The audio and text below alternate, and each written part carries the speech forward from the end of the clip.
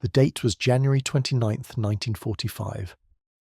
In the frozen landscape of Holzheim, Belgium, a lone American first sergeant named Leonard Funk rounded a farmhouse corner and found himself staring into the eyes of 90 enemy soldiers. It was a nightmare scenario. Half the Germans were already armed, while the rest were scrambling to reclaim their rifles from a nearby stack.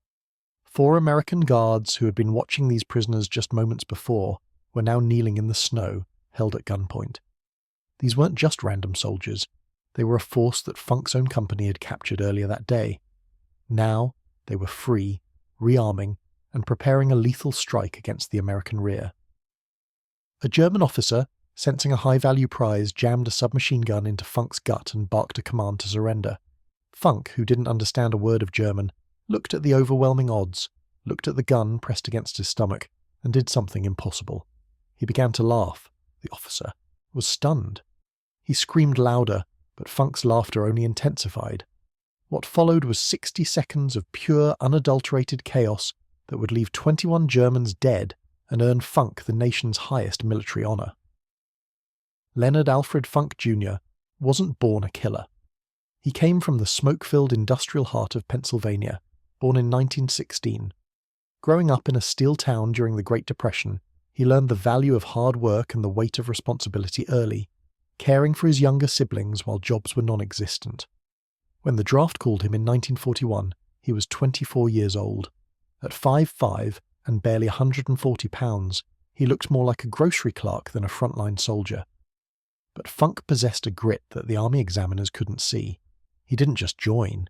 He volunteered for the newly formed Paratroopers, an elite unit that many considered a suicide squad.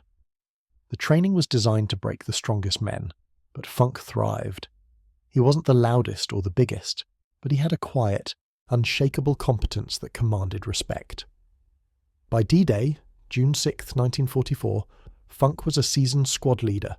As his plane shook under heavy anti-aircraft fire over France, he stood ready to jump into the dark. The drop was a disaster for the Allies.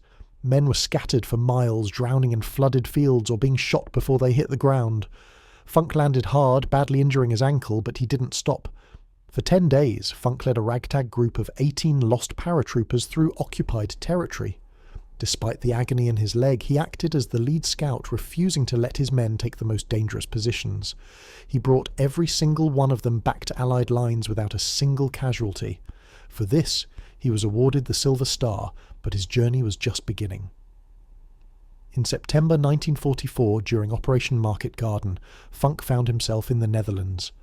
While the operation itself was a strategic failure, Funk's personal bravery saved countless lives. When he saw German anti-aircraft guns shredding Allied gliders, he didn't wait for orders. With only 3 men, he charged a position held by 20 Germans. They silenced the guns and secured the landing zone, earning Funk the Distinguished Service Cross. By December, the war had turned into a frozen hell. The Battle of the Bulge began with a massive German counter-offensive that caught the Americans off guard.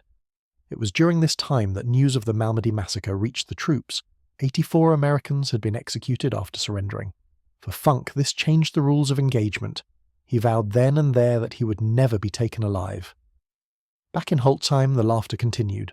The German officer was purple with rage, his confusion turning into a fatal hesitation. As the officer waited for compliance, Funk slowly reached for his Thompson submachine gun.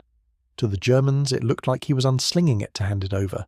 Instead, in one lightning-fast motion, Funk brought the barrel up and pulled the trigger. The first burst tore through the officer. Funk didn't stop. He pivoted, spraying the crowd of Germans with lead. He screamed for his men to grab weapons. In the time it took to change a magazine, a feat he performed with surgical precision, he had already decimated the leadership of the group. Within a minute, 21 Germans were dead, and the rest, terrified by the small man who wouldn't stop shooting, threw their hands up in surrender. On September 5, 1945, President Harry Truman placed the Medal of Honor around Funk's neck, famously remarking that he'd rather have the medal than be the president. Funk had become the most decorated paratrooper of the war, a living legend. Yet, when the guns went silent, Leonard Funk didn't seek the spotlight. He didn't write memoirs or join the political circuit. He went back to Pennsylvania and spent the next 27 years working for the Veterans Administration, helping other soldiers get the benefits they earned. He lived a quiet life, with his wife and daughters rarely speaking of the war. To him, he had simply done what was necessary. Leonard Funk passed away in 1992, the last surviving Medal of Honor recipient from the 82nd Airborne in WWII. His story isn't just about violence, it's about the power of the human mind under pressure. While any rational person would have surrendered at Holzheim, Funk chose a different logic, the logic of a man who refused to be a victim. He used laughter as a weapon, confusion as a shield, and a Tommy gun to finish the job. He proved that courage isn't the absence of fear, but the ability to think clearly when the world is screaming at you to give up.